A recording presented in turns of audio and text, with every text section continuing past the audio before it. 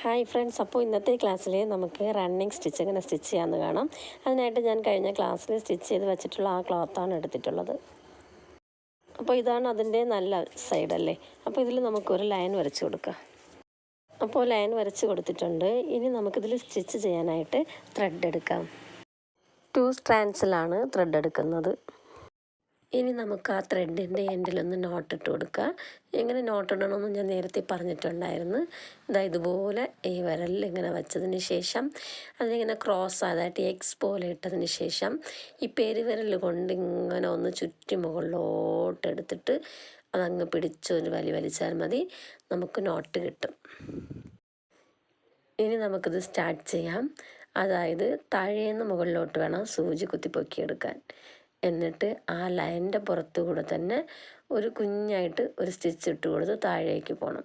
എന്നിട്ട് താഴേന്ന് മുകളിലോട്ട്, മുകളിൽ നിന്ന് താഴോട്ട്, അങ്ങനെ ഗ്യാപ്പ് വിട്ട് എല്ലാം സെയിം ഗ്യാപ്പ് വിട്ട് നിങ്ങൾ സ്റ്റിച്ച് ചെയ്യണം. ഇതെങ്ങനെ മുകളിലോട്ട് എടുത്തതിന് ശേഷം മുകളിൽ നിന്ന് അങ്ങനെ ശകലം ഗ്യാപ്പ് വിട്ട് താഴേക്ക് പോകണം. എന്നിട്ട് താഴേന്ന് മുകളിലോട്ട് വരണം. ശകലം സെയിം ഗ്യാപ്പിൽ വിട്ട് വേണം സ്റ്റിച്ച് ചെയ്യാൻ. ഇതുപോലെ അങ്ങ് സ്റ്റിച്ച് ചെയ്ത് കൊടുക്കണം. നമുക്കിത് സെപ്പറേറ്റായിട്ട് ഇങ്ങനെ സ്റ്റിച്ച് ചെയ്യാതെ ഇങ്ങനെ 2-3 ചേർത്ത് നമുക്ക് സ്റ്റിച്ച് ചെയ്യാം. അതെങ്ങനെയാണെന്ന് കണ്ടോളൂ. ഇതുപോലെ അങ്ങ് സ്റ്റിച്ച് ചെയ്താൽ മതി.